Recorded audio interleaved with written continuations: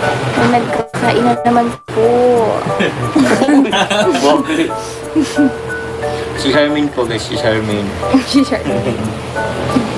Diyan lang naman sa harap ay Papa Joms. Nagkakain po si Kalingap Jomar dun. Siya po ay nasa kusina na naman. Nasa kusina na naman po si Kalingap Jomar. Yes po. Tas ano po siya, nagang reklamo po. Nataba na daw po siya. And sa mama ko dyan, ang kapangalan ni mama ko po, Nanay Cynthia. Yeah. Miss ko na nga po agad sila mama. Habang nagbabiyahe po ako kanina, naiisip ko na naman. Parang di ko po din kaya minsan na malalayo kila mama. Kapag ano naman po, nasa diet naman po ako. Minsan weekend po, napunta naman sila sa akin. And binibisita naman po ako ni mama, ni Amber.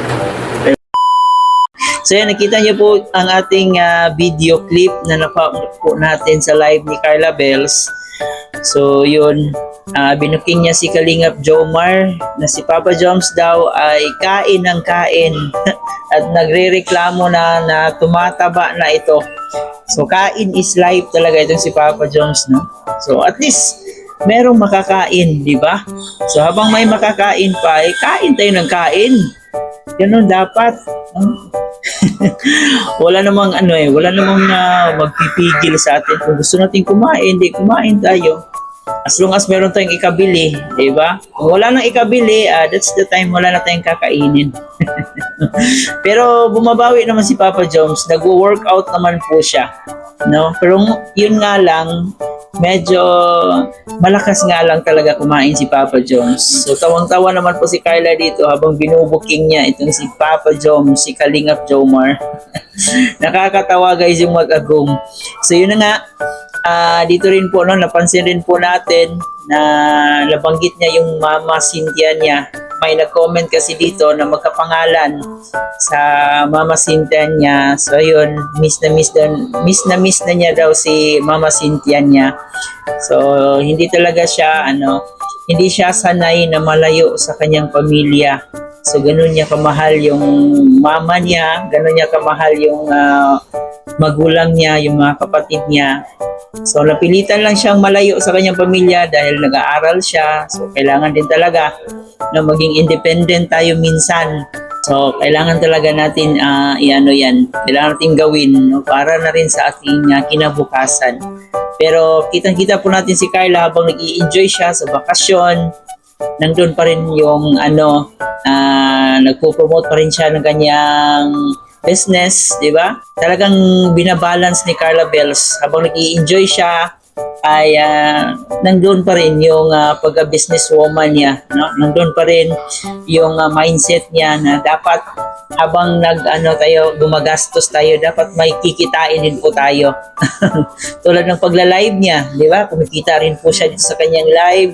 So, balance talaga yung buhay ni Carla.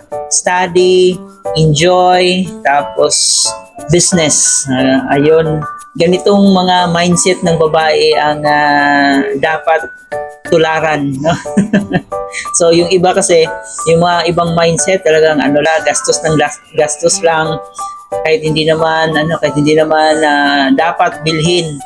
Makikita talaga natin kay Carla na sobrang talino niya pagdating sa mga expenses, no? Talagang tinitingnan niya kung ito ba'y karapat-dapat na bang bilhin, ito ba ay kailangan ko ba talagang bilhin. So talagang inaalam niya yung mga wants and needs niya. And syempre, yung pagpursigi talaga niya, no? Yung business niya, talagang kitang-kita po natin na sobrang napaka-willing, napaka-dedicated sa kanyang pag-business. Yung part na businesswoman, nakatatak na talaga sa kanya, no? Kasi dati nagtitinda siya ng puto diba? Hindi siya nahihiya. Nandun yung puso niya sa pagninegosyo. Nakikita natin yan kay Carla Bells. Although medyo mahiyain siya, pero yung puso niya is talagang gusto niyang magnegosyo. Kaya ayun, meron na siya ngayong Bass Cosmetics. So siguro may mga gusto pa siyang gawin sa kanyang buhay, baka kung ano pa yung mga negosyo ang pinaplano niya. So masaya po tayo kay Carla Bells talaga, no? So sa kanyang mga narating sa kanyang mga blessings ngayon. Grabe, umaapaw yung blessings. At isa pa dito sa napansin natin guys, yung mga sponsors na sobrang ang babait din, no? Sobrang mahal na mahal si Carla Bells. Ayan, napapansin natin yung mga sponsors, hindi na nila pinapalipad doon sa live ni Carla. Dito na nila, para through bank account na talaga. Pera na talaga yung tinatanggap ni Carla. No, hindi na dumadaan kay YouTube na kinakaltasan pa ng mga taxes. So dito ay literal na pera na talaga yung mga natatanggap ni Carla. Grabe yung mga titas din niya. Napaka-supportive talaga. No, kahit hindi nila kadugo itong si Carla, napaka-supportive. Kaya saludo po tayo sa mga taong ganito na hindi nila iniinda kung kadugo ba nila. So nasa kanila talaga yung pusong mamon na handang tumulong sa mga taong nangangailangan. Ay napakaswerte ni Carla dahil si Carla yung napili nila. Sobrang blessed ng Jomcar kasi yung mga taong nakapaligid sa kanila, yung mga sponsors nila, yung mga atit kuya nila, mga mabubuting tao. So kaya blessed na blessed din ang Jomcar. Kahit anong mga pagsubok, kahit anong paninira ay hindi talaga nila hindi matibag yung Jomcar. Yun yung yun yung pinakapundasyon ng Jomcar, yung pagiging mabait nila at pagiging marespeto. Yun ang isa sa nagpapatibay talaga ng Jomcar.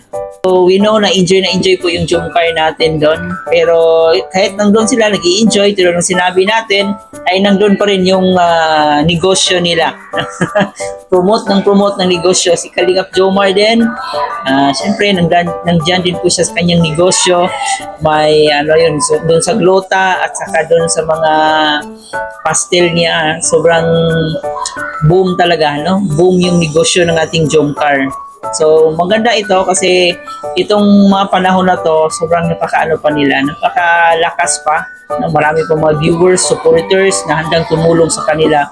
So this is the right time na gamitin nila ito kasi bihira lang na darating sa buhay mo yung mga ganitong pagkakataon. Kaya lubos-lubosin mo na, no? Pag ako si Jomar, ako si Carla, so talagang i-grab ko yung opportunity na to kasi minsan lang sa buhay dadaan to.